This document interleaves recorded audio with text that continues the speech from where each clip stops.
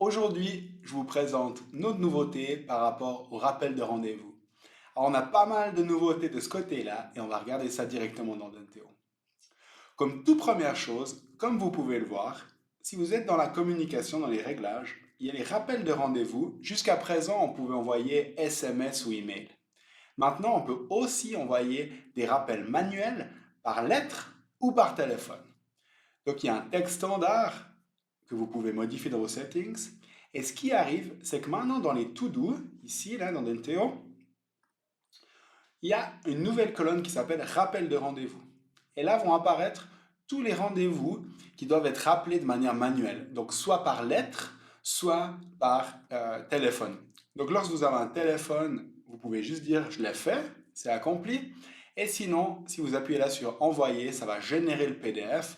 Ou ce que vous pouvez faire aussi, c'est envoyer toutes ces lettres, générer tous ces PDF d'un coup. Comme vous voyez là, c'est l'heure du rendez-vous pour voir ce que vous allez rappeler et on espère que cette fonctionnalité va être très utile pour vous. Maintenant, il y a quelque chose d'encore plus nouveau et d'encore plus grand qu'on a fait dans Denteo, c'est de pouvoir créer un texte et un format de rappel spécifique au type de rendez-vous. Donc par exemple, si vous avez un rendez-vous de type chirurgical, que vous puissiez directement dans le rappel du rendez-vous, dans le SMS qu'on reçoit le jour avant, dire et n'oubliez pas de ne pas manger avant de venir nous visiter. Comment ça fonctionne? Alors, dans les réglages, lorsqu'on est dans le type de rendez-vous, pour chaque rendez-vous, on a maintenant la possibilité, lorsqu'on modifie le type de rendez-vous, d'avoir les généralités et le rappel. Ici, je peux dire le rappel de rendez-vous est spécial, donc c'est plus pris dans le texte standard. Et j'appuie là et je vois en gris, c'est ce qui est encore standard.